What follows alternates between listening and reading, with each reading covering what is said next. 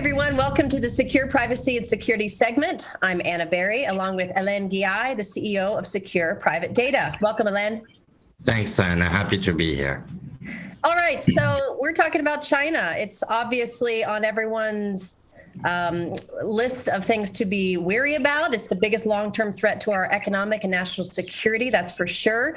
And according to this article, the FBI Director Christopher Wray warns that the Chinese government is set on stealing our technology using a range of tools. So many of us are pretty aware of this, but some of us don't know exactly what we can do when it comes to our technology, our data, and keeping it private. So give us some tips and let us know how we can keep our data safe and secure. Sure. So I'm glad this article came out because I've been saying this for a long time. Usually I talk with Jane King about things like that when I'm in New York. And I did mention, first of all, China has the data of all US citizens already. This is a known fact. Incidentally, I think a week or 2 weeks ago, I read that they suffered themselves the largest hack in the history where 1 billion people data was stolen to because their own technologies are not up to par. And it's kind of ties into this because they cannot create technologies that are, proper to protect or, advanced technologies like the US and the Western world. They have to come and steal it. And how do they steal the technology in the US? Well, they spy, right? That's easy because they hack like crazy. It's between genetically modified seeds I'm reading all the way to financial. So first, don't use any Chinese phones to start. I'm not saying you have to buy a $2,000 phone. Incidentally, iPhone is made in China. I use a Samsung, and because 10 years ago, I used to work with Samsung Knox, their cybersecurity division, consulting with them and all that. And I realized that Samsung is made only in Korea, down to the microchip. Right. So that's important. I'm not saying you have to buy Samsung, but that's an example. Just like when people say don't buy Chinese clothing because they're made by prison labor camps.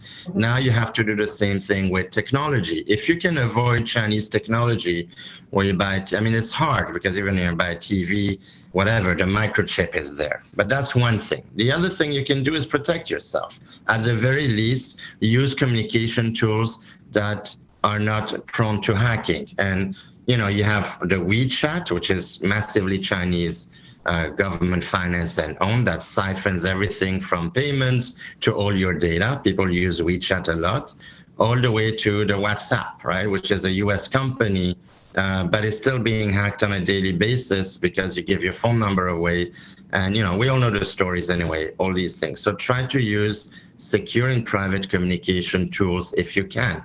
They don't cost that much. So Secure is one of them. We also have our own infrastructure because you could be in Switzerland and have, let's say, a US cloud system that's hosting you from Amazon to Google to Microsoft.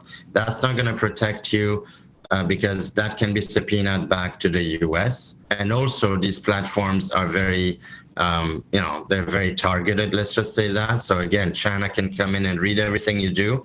So that's a huge difference that we have.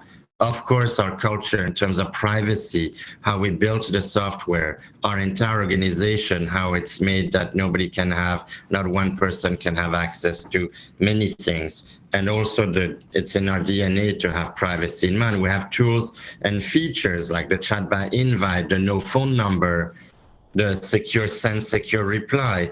All of what we do has the privacy fanaticism in it. When somebody logs in, what should they do if we don't want them to have the phone number out, their email, etc. Things like that. We always think about your privacy. That's what makes a difference. The culture of the company is very different. And of course, the products as well.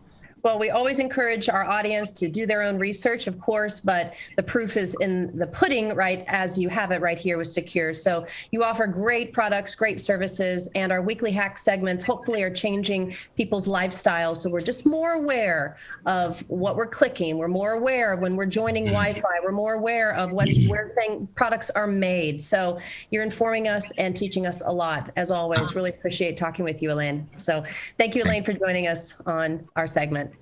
Thanks, Anna. Thanks, everyone, for watching.